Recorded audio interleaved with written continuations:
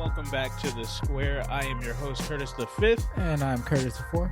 And that is right, you're hearing that correctly. We're back in studio today. Yes, finally. Been a while, 2 straight weeks. COVID riddled and not feeling the best, but we're back. We're alive. We made it through. And we are getting ready for some playoff football. Finally. Oh, finally. We say finally like it hasn't been the quickest season ever. Quickest, yes, as a spectator, longest as a fantasy participant. So fair. it's it's been brutal. But go ahead. No. Well, I'm excited. We got some playoff football on the horizon here. Today is Wednesday, January 12th, so we got 3 more days of no more football until we hit Saturday and the full slate of the Super Wild Card Weekend. 6 games this weekend to talk about leading into Monday, which I don't really like that they pushed that last game to Monday. I think that's a little bit much for playoff football anyway. You would think with all the games being pushed over the last 2 seasons with the COVID situation, now all of a sudden we're going to flirt around and let's finally change and have our first Monday night playoff divisional round. I don't know what round. Wild card round. Super round. Wild card round. Ridiculous. Doing too much too soon. And I'm not necessarily a fan of this. However, come Monday, I'll probably be like, this greatest thing I've ever seen in my life. But Fair who enough. knows? I mean, it is on ESPN, but we have some news to talk about, so we'll get to that. I mean, it's going to be a regular old show here. We're going to recap Week 18 and the key games. Probably skip over the ones that really meant nothing. And then we got some news. Like I said, a lot of stuff to get to. A lot of Black Monday news and some head coaches that are surprisingly fired, some that we expected and are happy about, and seeing what we're going to be doing moving forward. And we got game picks, and we got a little bit of a new style of game picks this week, so we will definitely dive into that. But it all starts with the recap of Week 18, the first Week 18 ever in the NFL, regular season anyway. Yes. And let's go back to Saturday, which kicked this all off, January 8th. Big day. Chiefs were able to, in the early game, pull it out versus the Denver Broncos, 28-24. They get to 12-5. They were right there with the number 1 seed for all of, 12 hours? That's about it. But they go ahead. They get the win. They are now the 2 seed in the AFC. So, nice win for them. A little bit shaky there for a little while. Drew Lock kind of had himself a career day, which was a little bit concerning in my eyes, but especially also with the Tyreek Hill injury, seeing how he's going to recover from that and how much he's going to be effective against these Pittsburgh Steelers coming up. But I think a mostly healthy Kansas City team, definitely not the same amount of health that we saw them come into the playoffs with last year, where they were absolutely decimated on the offensive line. And Patrick Mahomes ended up getting beat up and whatnot, but for the most part, they've got all their guys there. Tyreek Hill's got a little bit of an injury, but we'll see how they're able to get things moving forward after heading into this wild card weekend. I think this is going to be the first time we see Patrick Mahomes play in the wild card round. I believe so. Yeah. If I'm not mistaken. So that's going to be a nice little twist on the weekend. Yeah. What did you think about this game? Well, what couple little hidden gems that you can take from this game from this Denver game and going forward into the wild card round. Fact is, okay, yes, team is banged up. However, let's not forget the obvious. This is a very deep team and a very talented team. Yes. And what we got to see in the Denver game was some of these hidden gems finally showing off their potential. The Miko Hardmans, the Brian Pringles these guys we've been clamoring for all season long, and just for some reason they have just taken the back door throughout the regular season and just kind of just been coasting. But when really pressed, and if some of these defenses have been going out of their way, and defensive coordinators with these schemes to make sure that they stop, take out Kelsey, take out Hill, and so who else are you going to beat you? And it's not necessarily Kansas City relies on the run game. No, they utilize the run to help set up the pass kind of in their scheme. But with that being said, the Pringles, the Demarcus Robinsons, Yeah. the Miko Hardmans, the um oh my God, what is the tight end? Was it Uh, Blake? I can Oh never remember this dude's God, oh name. is it Blake Bale? I believe I want to say it's that, but I could be wrong. I got him as. Oh man, it's messing up my little take here. Oh, he didn't even Don't even worry get a about it. reception in the No, last game. it doesn't even matter. But he's the other guy. Yeah. Where I mean, hell, and every now and again, not necessarily this past week that was just passed, a Josh Gordon sighting. It just gives an opportunity for these other guys to just step up. So it gives me great, I have a lot of good feelings about going forward. When they face Pittsburgh, especially if they're trying to take their number one and number two option.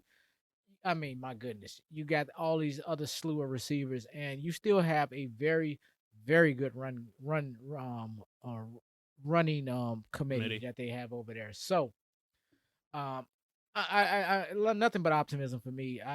And it was enough to get them past a very stiff-necked, hard-out Denver team at home and playing in Mile High in the thin air and all of that good stuff. And so I'm not shocked at what the score was, but and I'm not shocked at the outcome. And it's just Kansas City did what they needed to do. They turned it on when it was necessary, and they was able to put this team away in the fourth quarter and pretty much move on, sustain. They're the number 2 seed because Tennessee didn't want to cooperate, and Houston almost got them. But Tennessee has not cooperated all season long, and we'll get to them in a little bit. But no, and it is what it is. And great, congratulations, got the number 1 seed finally. We'll see what you do with it, but from that point on, we'll see if the Super Bowl really is going through Tennessee. We'll see. Yeah. I my only thing is that I don't think it should have been this hard-nosed of a game, regardless of where the game is being played. So they held them to under 25 points, the Kansas City defense did, which is what you're going to need. But when Kansas City isn't scoring over 30, that is a little bit too close for comfort for me when I'm watching this team against a Broncos team, because you are going to have to go up against the Tennessees, the Buffaloes, the New Englands, for that matter. Right. Like this, there's going to be some really tough teams that have the offensive firepower to put up more than what Denver can with Drew Lock. And when Drew Lock is scoring a 30-yard scramble touchdown on you, like, come on, Tyron, come on, Shaheen, or what's the dude back there, Sorensen, like all these guys, I want to see that defensive backfield really step up a lot more, and start making some plays in the playoffs, because it's really going to come down to when they can hold teams under 20 points and how the offense is going to be able to function without Tyreek Hill, if that is the case. Right. No, it's not, by no means is he for certain out for the rest of the season or anything like that. I do have some worries about him heading into this next game, Tyreek Hill.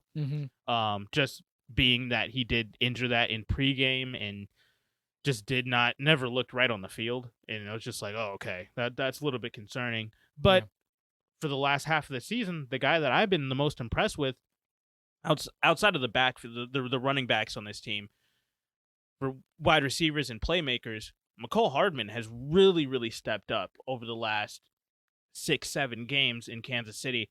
And when Tyreek Hill comes back at full force, or while Tyreek Hill is out, I think Patrick Mahomes has kind of cultivated a nice rapport with Mecole Hardman to start what we said at the beginning of the season. So hopefully he can be that number 3 guy, that number 3 threat.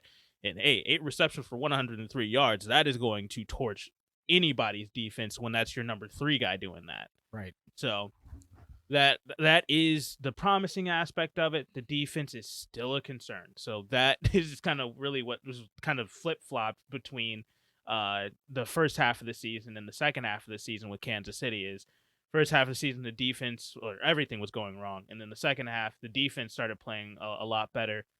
Offense was a little bit down. Now the offense is up, and they're back to what we expected them to be. And now the defense is where we expected it to be too. It's like they can't really get on the same page at all. And if they can now hit the ground running for the playoffs, this is going to be one of the scariest teams. I think they're still the best team in the AFC right now, for that matter.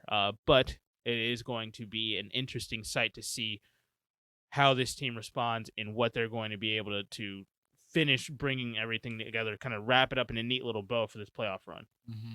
So, other game that happened on Saturday, Cowboys absolutely trounced the Eagles 51-26. Eagles B team anyway. They sat all of their guys, but I do think it was a nice little tune-up game for Dallas. I think they needed this. I agree. Definitely, it doesn't hurt to have a division rival game at the end of the season. Generally playing for something, and I think even for Philadelphia, I don't think they necessarily wanted to lose. Definitely didn't want to lose the way they did, but well, at the end of it, they were just like, you know what, everybody out. I guess they, it was a win going to move the needle for them. Were they going to move another seeding? They could have if San Francisco would have lost, they would have moved up to I think 6, instead of being at 7, which would have been the only thing that they could have done. But I think with San Francisco winning, there was no way they were moving at all. Got it. So with that, I don't have. With everyone said, I don't have a whole lot of concerns on the Philadelphia side. But for Dallas's aspect, I like what I seen. You could sit there and I know we've been talking about they need to dial it in, kind of just sit down, rest your players, blah blah blah. At the same time, I can kind of understand them putting a pedal to the metal because, you can sit there and do all that in week 18, and then let's just say they end up still with the 2 seed or the 3 seed, wherever they sat, show up for the wild card round, and then come out flat.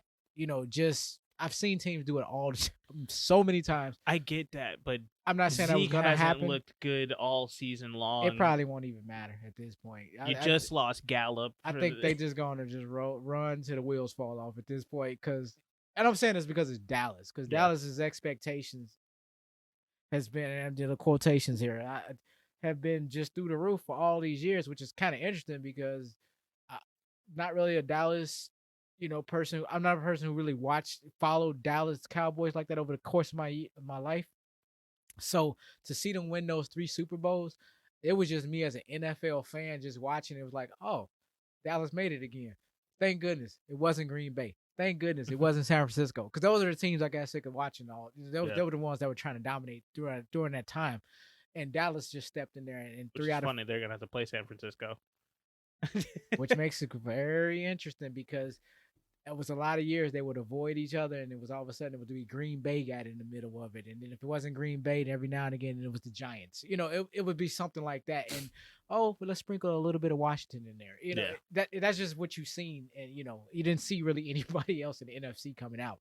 So, a little blast from the past. So I know it's a little nostalgic for me. So I'll take it. I'm excited for the match. I think that's one of the best matchups of the weekend. I'm excited about Dallas now, just in general. Yes, they lost Michael Gallup, but let's be for real. Michael Gallup was lost virtually the whole year. That is true. So they have done mostly all of their good deeds without him. Technically. For sure. But to me, I wish they would have rested Zeke, let him get as healthy as freaking possible for this game.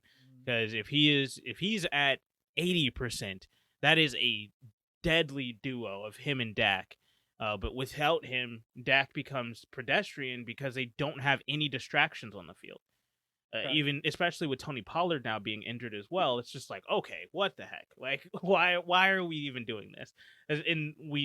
You could see throughout the midday games, you're watching coaches like get some news from the assistants. They're looking up at the video board to see who scored in what other game and whatnot. They know what's going on around the league. There's too much technology for them to not know what's going on around the league, even in the midst of a game. So when they were seeing other teams go up, Tampa Bay absolutely trouncing the Carolina Panthers in the second half, it's just like, okay, pull everybody. Like we can't move up. We're not going to be in any better situation if that's what we're looking for, regardless. So might as well just phone it in, just wrap it up right now, and we'll see what we can do next week. I get it. I did not actually watch the game, but I mean, he did Stat line is 18 for 87. That's not a bad night.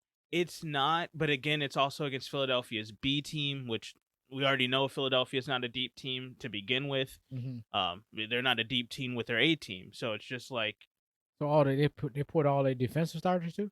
they didn't play virtually anybody. Okay. So like Philadelphia was just like, yeah, we made the playoffs, we're good. They're like we're fine where we're at. Okay. But yeah, they pulled nobody played for Philadelphia in this game. Got it. Okay. I just wanted to make sure. Yeah.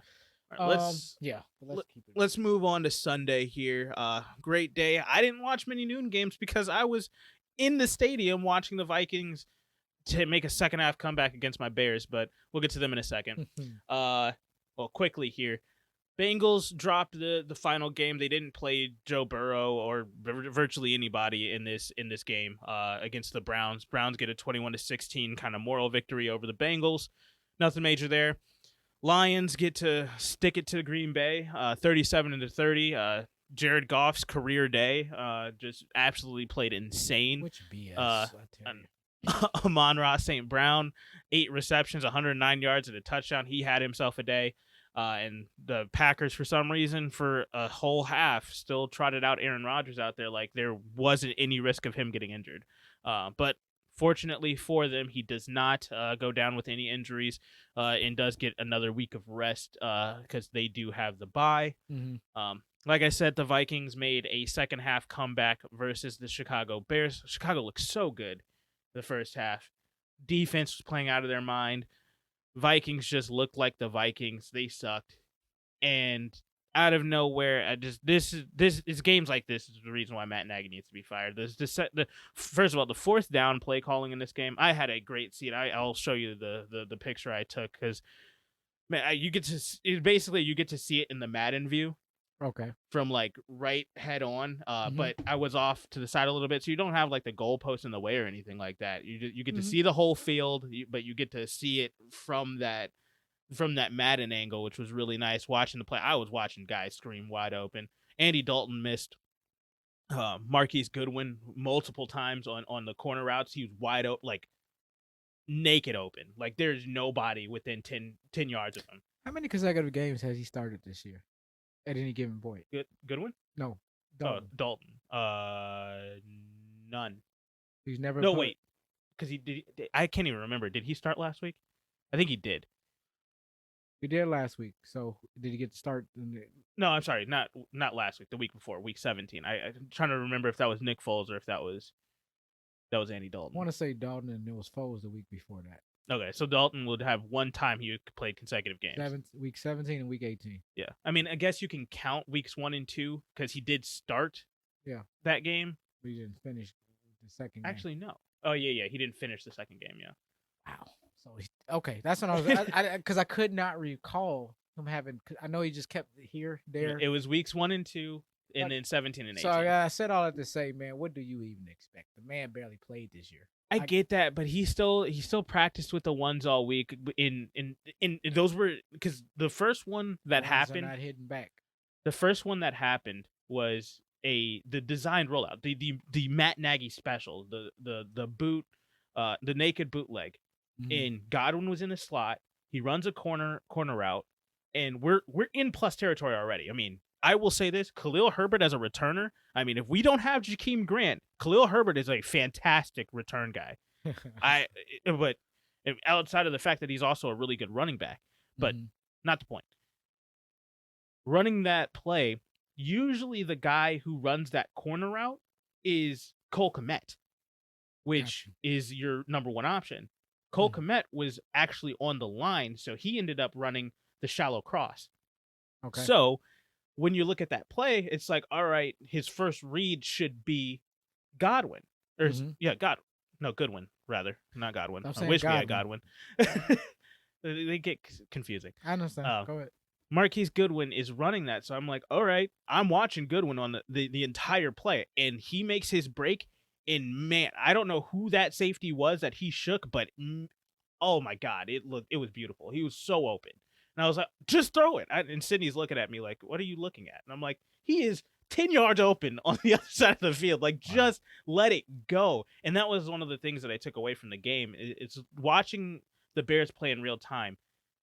God, just play. Stop thinking. Just trust your practice, because the wide receivers are doing everything right. Right. They are getting open. They are creating separation. And it's just like, all right, QB, play, throw the ball, trust the practice, trust that your guys are going to be in the spot. And you got multiple times, especially on the 4th down plays, where it's like, all right, Cole Kmet screaming wide open. Jimmy Graham wide open. This is a designed play for 4th down. And I'm like, okay, Matt Nagy, those are actually good plays. They're just executed horribly by Andy Dalton. And it's just like, dude, play the game. Just throw the ball. Let it go. Let it fly. Right. Just throw it. Like, if you throw the interception, you throw the interception. And then in the second half, that's exactly what happened. 4th quarter, multiple interceptions. And it's just like, it was a contract game for Andy Dalton. No, it wasn't. It really wasn't. And I was just sitting here like, wow, I've watched multiple times these guys get wide open, screaming wide open. And it's just like, they won't let it go. They won't, like, Andy Dalton just will not let the ball fly. He is too conservative with the football. And it's just like, I really wish Justin Fields would have been healthy for this game, because just to see him in live action would have been insane, to see what he would have done with just the play calls that were made for Andy Dalton. I think were fantastic. And if Justin Fields is in there, I think we run away with this thing 50 to 10, because the defense was playing insane this entire game. Gotcha. So that's that. I just had to get my 2 cents in based off of being at that game. I'm gonna take it that story was the segue to talking about that game. Yeah, sorry. Oh, no. Just make sure. Another game that we don't really have to spend any time on, because I neither watched it or cared about it. Washington, 22-7 over the Giants. This is the game that got Joe Judge fired. Is it really? This one singular game? I think so. I did watch some stuff from this game afterwards, just because it's been kind of the talk of the last 24 hours since Joe Judge has been fired. I think he could have saved his job if he would have had a couple of different play calls in this game. But they're neither here nor there. He's gone now, and we'll talk about that in the next segment. Disgusting stat from this entire game. Go ahead. Just a disgusting stat. Antonio Gibson. And I thought it must be a typo. He rushed for 146 yards in this game. Sure did. Where the hell? 41 carries, 146 yards. Where in the hell was Antonio Gibson in week 17? And why were you not on my fantasy team helping me win a title? And I just want to thank you, because that 146 for 21 carries and a touchdown, that thing I've been waiting for all year long out of you, even with the broken or the fractured shin and all this and that, never came to fruition until week 18, when fantasy is officially over. I just want to thank you personally. I was just so disgusted by that stat. Like, what? Because he's on a long list of, I have like half my team, which is like, where the hell was y'all last week? So I just want to throw that out there. But go ahead. That's fine. I digress. But yeah, you gave me a great segue. You want to talk about disgusting? Yes, please. What the hell was that, Indy? 26-11. You have the floor. I am, you said, disgusting. Yeah. I defensively, coaching, Carson Wentz, offensive line, Jonathan Taylor, everything was wrong about this game. Everything. See, this game reminds me of my fantasy team from last week. Everything, look, it's Jacksonville. It's your opponent. It was. They have the number 1 freaking pick. They have it for a reason. That's what I'm saying. I would have lost everything on this game. If this was like a lock pick, this would have probably been my number 1 lock pick. Like, I don't understand the stat that they can't win they haven't won in Jacksonville since 2014. I don't understand this. What is it about Duval County that makes Indy play oh my, they played worse than what Jacksonville has looked all year. It's, I don't know. And maybe this is just a foreshadowing of things we did see that was wrong with the team off and on, but it just got magnified in this game. But it completely backfired and blew up in their face, because at the end of the day, look, keeping it all black and white, you have no effing business losing to Jacksonville. Nobody does. At this stage of the year. I don't care if it's at the end, because I have to really be serious. You know, when we say it's week 18, what does this team have to play for? What is this, and some teams have something to play for, and others have absolutely nothing. Jacksonville, please, on any bulletin board, anywhere in y'all facility, you tell me what in the hell was y'all playing for? I'm serious. Don't tell me we're trying to live on the winning note for next year. That's bullshit. No, what I think it is at this point, right? It's simply, to me, what they did was just like, no, we're gonna stick it to you. We want to eliminate you. The fact that they even let them, that's the thing. Yeah, how do you the even funny let thing this happen? is that you have fans walking into this game wearing clown suits because they're so disgusted with the franchise. And all of them are like, yeah, we're going to lose this game versus Indy. It's fine. But we really want to make a statement to the ownership group so that they know that they need to make some changes here and whatnot. And all I can say, thinking about it, was just like, oh, this isn't going to go Indy's way. Like, it just, from the first snap, it just did not look right. And I don't know if that's Frank Wright not being able to get his team prepared for basically a playoff game for them. And I don't know if it was Carson Wentz, the pressure became too big. I don't know if Jonathan Taylor just said, hey, I'm done. I've made my MVP bid. I've done what I can. I don't know if the defense said, oh, we've been one of the best defenses all year long. We're going to let Jacksonville score 26 points. This team doesn't score over 20 in what? Like, they just got beat by New England, the team that you went into their building and absolutely dog walked. Right. They just got beat by that team 50-10. Yeah. You can only muster 11 points? 3 points in the first half? 3 points going into the fourth quarter? Yeah. I'm disgusted. I'm looking at their scores, and over 26. I'm over 20. I don't. They got over 27. Did they? I don't remember it. Hold on. Let me just do your first stat here first, and and they won their first game by scoring 23. The other one by 9, and that's it. 26. I mean, they scored 21 against the Jets and lost. They scored. Yep. Keep going. 20 against.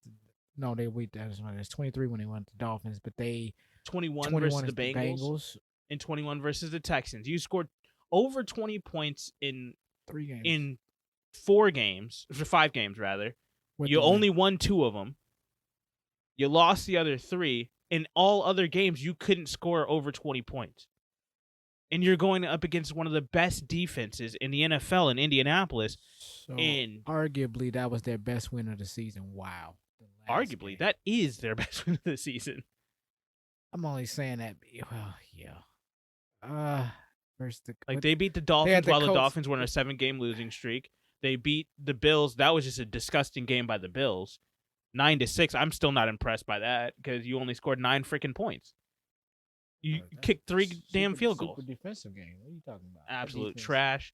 And the Colts played worse than the Bills did that day. Because keep in mind that touchdown and that 2-point conversion came in garbage time. That's true.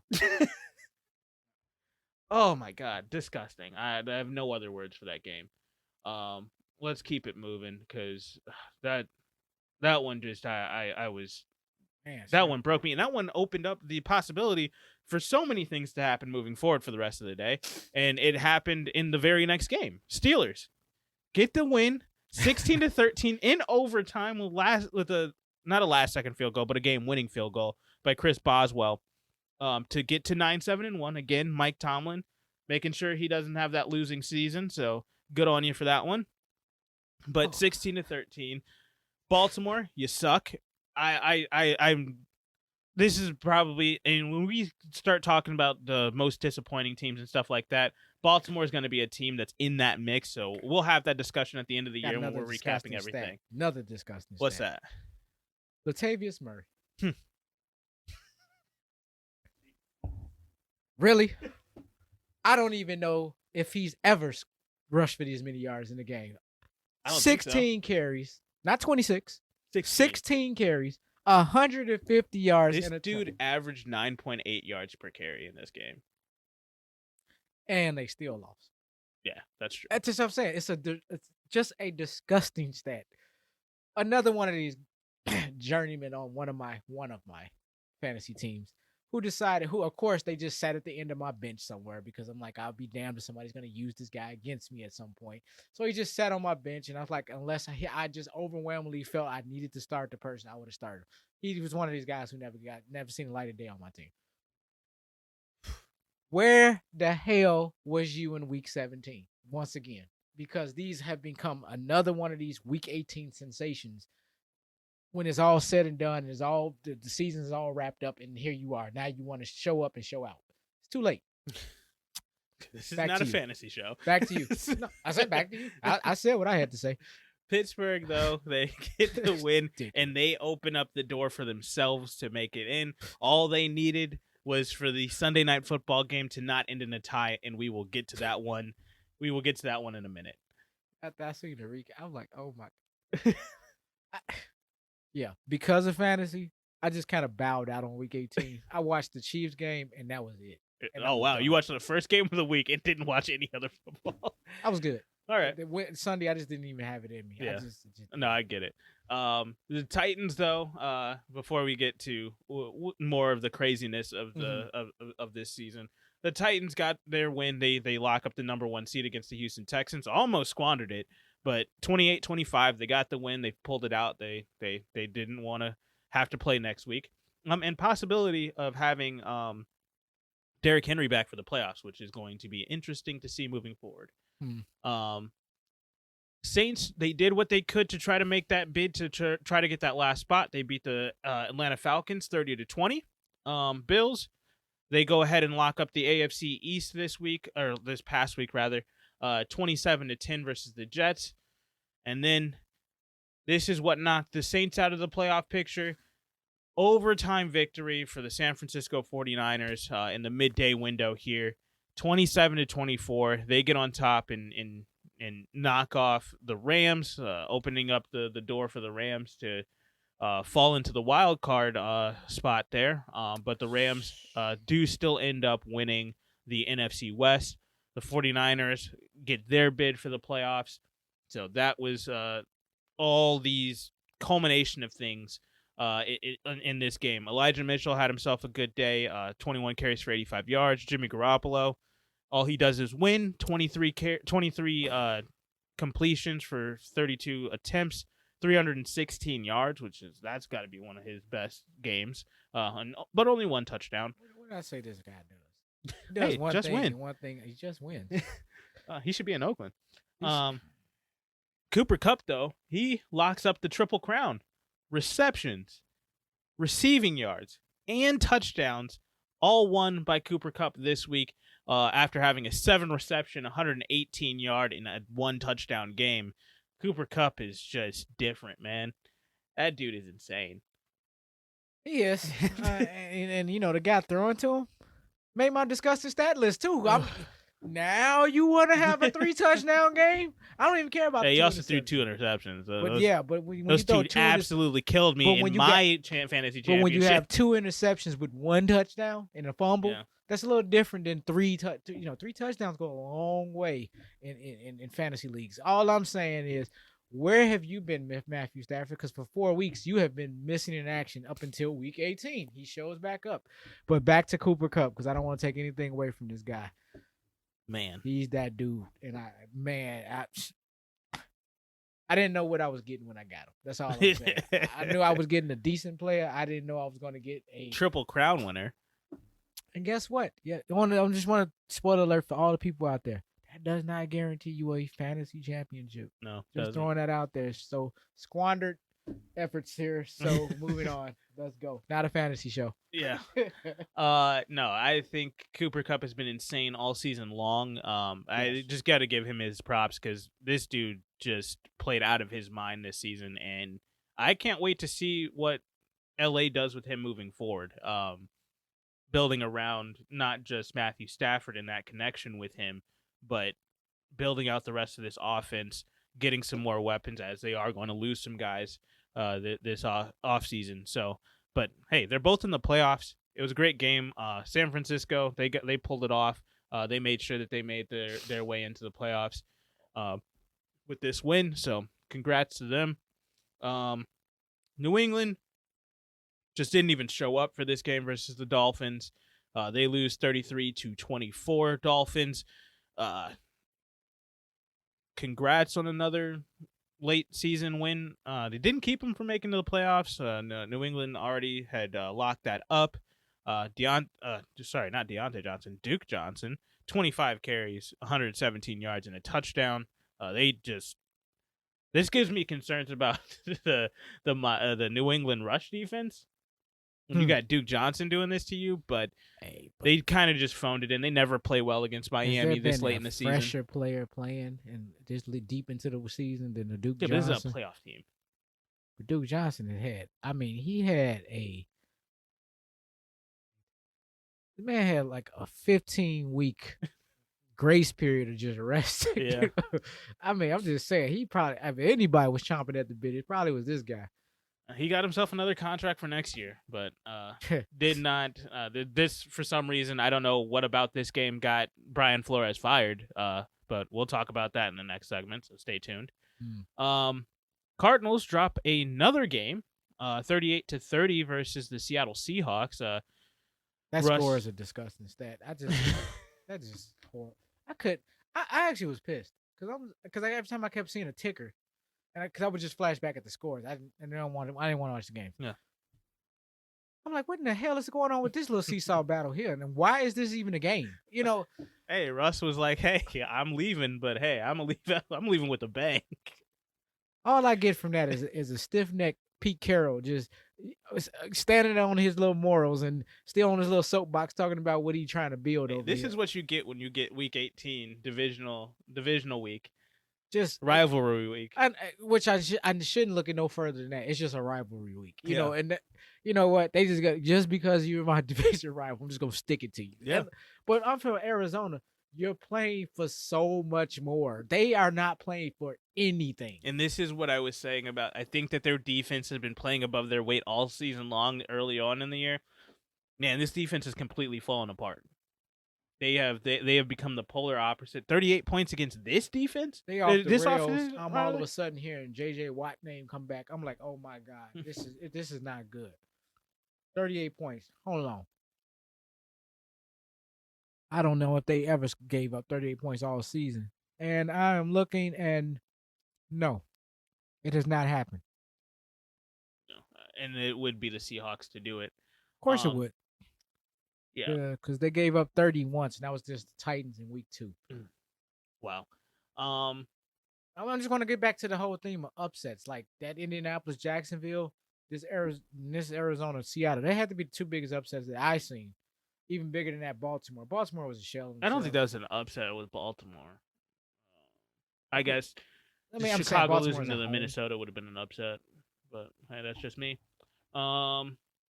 No, but this is just that was. I have no words for this game, and I'm perplexed looking at this playoff schedule with the teams that are going in. Just like, all right, well, let's see if you can figure it out, because this is gonna be interesting if we got just bad football going into the playoffs. But right, let's hope that's not the case. Speaking of which, Panthers just. I don't know what the hell that was. They dropped this game 41-17. I think Tom Brady saw that hey, we got a shot at the number 2 seed, and they kicked it into high gear. They were just like, nah, we're gonna wrap this thing up real quick. We're gonna get that 2 seed. Thank you, LA for dropping that game. And Carolina, I think their game plan was to just we're gonna go out guns blazing first quarter, give them everything we got, and after that, we don't know what's left. It just depends on where we're at. End of the first quarter, I think Carolina only was able to muster up 1 touchdown. Ended up getting stopped at the goal line, 4 straight plays. I was like, okay, if they can get the ball right back, they still got the momentum. My curiosity didn't even last that long. The commercial came on. I flipped the channel, never flipped it back. Then I just started seeing the score just go. I'm like, and I think we talked real briefly about We it. And talked. I was like, man, they look good though. I think if there was a visionary award, I bowed out at the right commercial because Yeah. it went completely off the rails after that play. And here we are, 41-17. As I said, didn't miss anything. Obviously missed everything in the fourth quarter for Tampa Bay, because how do you give up 24 freaking points in a game in which you're leading? I mean, what is this? 17-10? I mean, and then they just blow it completely wide. They blew the doors wide open after that.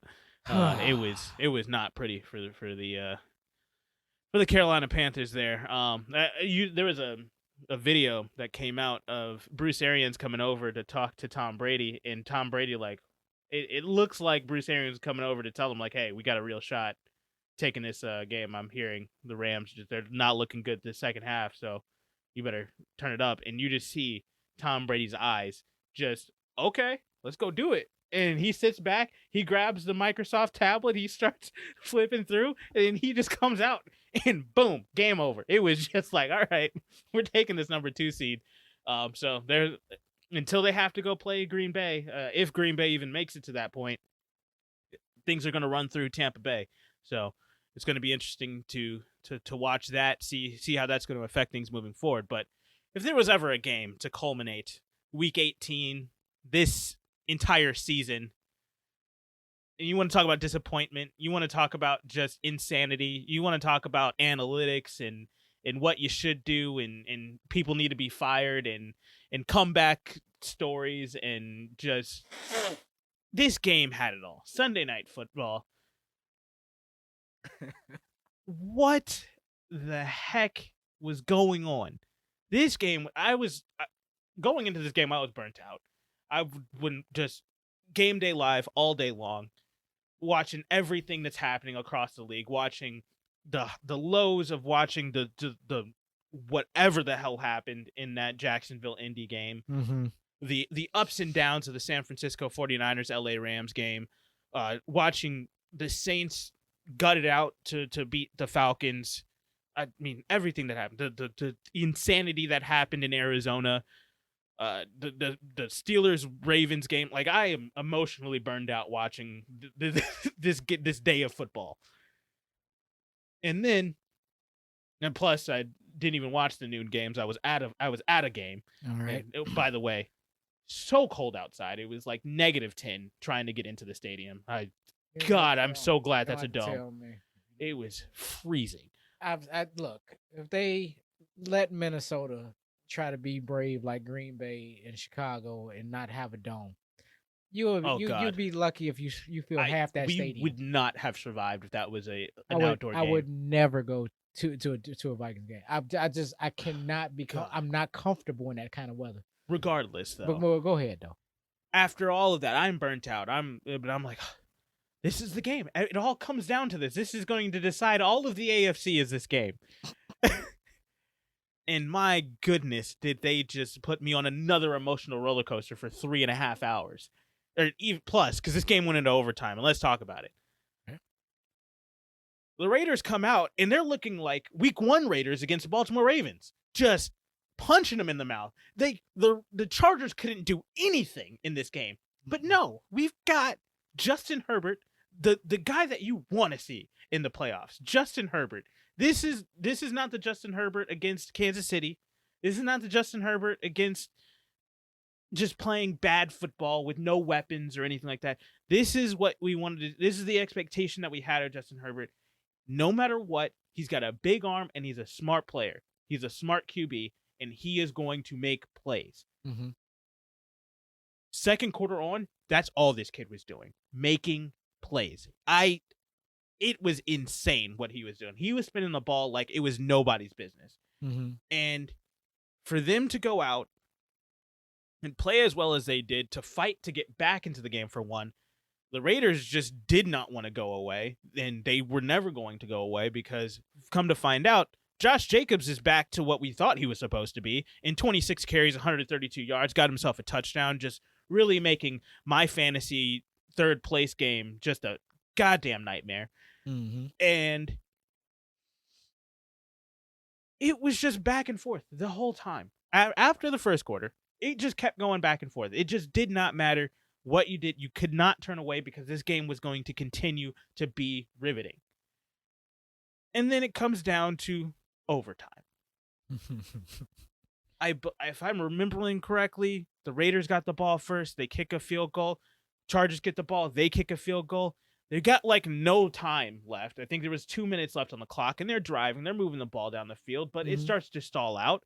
We're with 38 seconds left on the clock. Third and I believe 4 from about the 43-yard line or so, plus territory.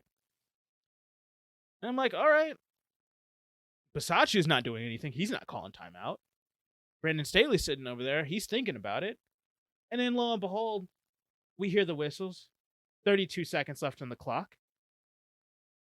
Wait, Brandon Staley called the timeout? What is going on?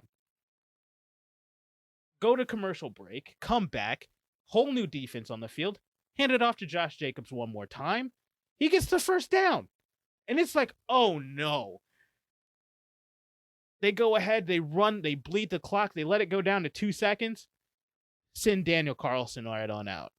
It's like, oh, this dude who never misses in Allegiant Stadium, he literally, the 2 years Allegiant Stadium has been open, Daniel Carlson has been the only kicker for the Las Vegas Raiders, and this dude is automatic at home. He does not miss. Okay. He did exactly that. He didn't miss. He drilled it right down the middle. It was not even a question if that ball was going in or not. Right. From the second it left his foot, good. And then you're like, all right, well, the Raiders, they were never going to phone it in anyway. That was never going to be a question because, by the way, if this game ends in a tie, which everybody knows the story by now, if this game ends in a tie, both these teams go to the playoffs. Chargers win, they go, Raiders are out. The Raiders win, Raiders go, Chargers are out. Simple as that. Mm-hmm. And my God, we see at the end, as everybody's dapping each other up, the last shot. Austin Eckler I don't even know who this dude is. I think he's the long snapper for the Raiders. He comes over and he whispers something in Austin Eckler's ear. And all you see is Austin Eckler, like, distraught face, go, really? Come to find out, they do in a little press conference with Derek Carr. I was like, yeah, we were thinking about it. We were going to take the tie. But they called timeout and we had to run another play. Wow. Brandon Staley called the timeout that ended their season.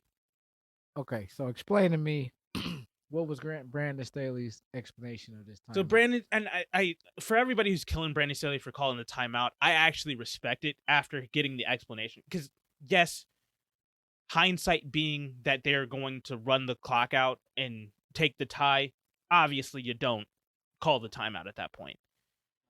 But Brandon Staley was looking at him, and even the Raiders said it. We were considering it. We did not make the decision that we weren't going to kick the field goal. They did not make that decision yet. But when they called the timeout, they forced their hand. They had to run another play. And even if Brandon Staley and the Chargers defense could have stopped them, they would not. They probably still would not have kicked the field goal. And they would have just ran it out at that point. But with that being the case, Brandon Staley basically said everything was moving super fast. It's 3rd and 4. If they're not running out the clock, they have to run another play. And we know that they're not going to pass the ball. Mm-hmm. We were not in the right set. We did not have the right personnel on the field.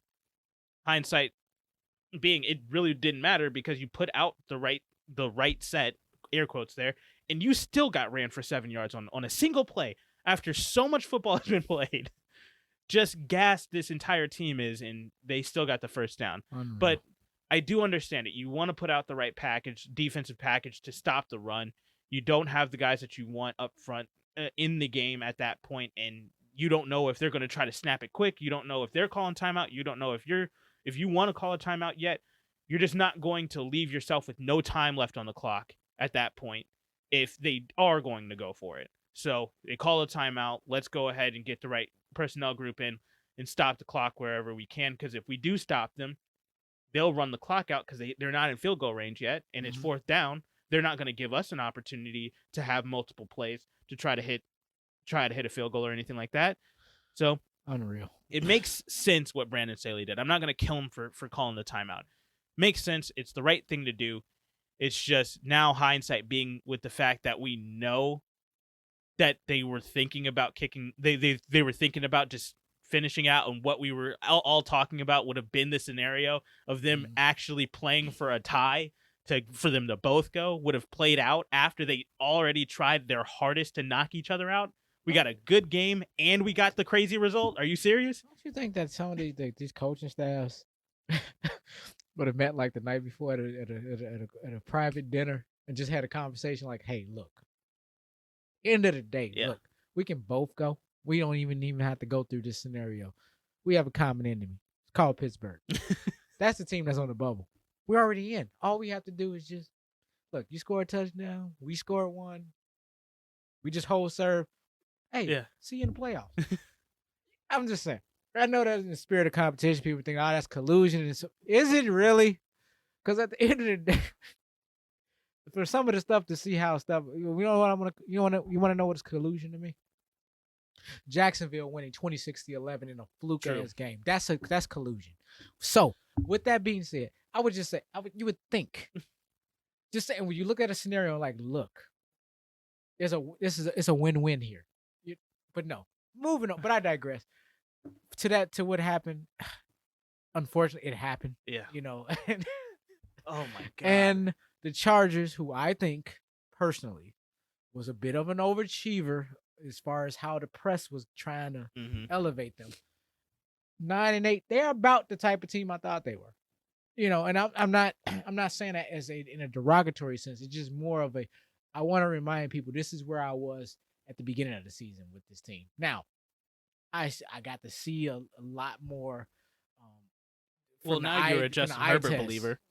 Well, I believe that he's legit. Yeah. You know, not that he was just 1 year hit wonder. I mean, he can play. But let me be very clear. I think that's the thing. I'm not big on the Chargers as an organization. But I think that's what, as an NFL fan, like take Chicago out of it for me. I am an NFL fan at heart, and I just love football. I think it's probably the saddest thing that comes out of this is the fact that we're not going to see Justin Herbert in the playoffs this year. Saddest, huh? Sadder than Lamar Jackson? No, not with that crap. Not with that crap roster right now. Oh man. Okay. Hey, I know no complaints out of me. I mean, Justin Herbert, the way he's played all year. I mean, and to your point, you did say that you thought he might have some sort of a sophomore slump. I did. I will say he was not as good or dynamic as he was his rookie year, catching everybody off guard and whatnot. Mm-hmm. But man, he can put on a show. I mean, he just did it for Sunday Night Football, capping off he threw 64 times in this game. Oh man, he's getting the Ben Roethlisberger award there. Yeah. Good Lord. 383 yards, 3 touchdowns. Like, he had himself God, a day. Where's a Shane Falco when you need one? Because, I mean, and we're not going to get to see him in the playoffs is what I'm just like, wow. I'd much rather see him in the playoffs. I mean, I guess, yeah, we didn't get to see 2015 Derek Carr play in the playoffs, but I'd much rather see a 2022 Justin Herbert in the playoffs than a 2022 Derek Carr. Gotcha. So that's just me, but that wraps the season. That wraps week 18 and just the insanity of everything. By the way, let's just talk about it here. We both went 7-9 this last week. Not our best week by any means. We finished off the season with a dud. I was down. I was phoning it in. Yeah. Well, I mean, I don't think we phoned it in. The goal was 60%. I hit 60%. Hit it. I did what I was supposed to do. 61.8% for both of us. We both ended up at 168 and 104 is our final records. Head to head though, I am 8-6-4. You are 6-8-4. Hit the hit. What is that? Like in our picks week to week. Okay. We tied 4 times. I got 8 where I got more than you. You got 6 that you got more than me. I will say, I think you had one that you had like 4 more than me that specific week where I went like 5 and 9. I was like, oh God, that was not a good week for me. Like, oh, Jesus Christ, don't listen to me. But that's that. I ain't gonna go with the 0, 0, and 1 stat. You might want to know what that is. It's this Green Bay, Kansas City game when Mr. Rogers got COVID, and there was this baddie little rule where we couldn't make a change even though we made our picks on Tuesday. We hadn't yet. And he got COVID on Wednesday. And the reason why we got to change my pick on Thursday, and he refused and said it had to go in only on Tuesday. We have no rule in place. We did. Why would I pick anybody who's starting Hall of Fame quarterbacks not playing? Why would I pick him against my team, who I love so dearly? Doesn't make any sense, people. Come on. But with that being said, we tied. So we're back where we started. I want everybody to understand what changed the tie. It came down to this one game. That game. Okay. If we were the only game it's coming down to one It's game. the only one game I'm arguing over. I ain't arguing about any of these other ones. That's the only one I wanted back. And we made a rule, and we've both utilized it moving forward from that. So we both learned. You believe it? Just drop it, sir. I'm done. I said what I had to say. All right. Well, that is going to put a cap on the 2021 season, regular season for that.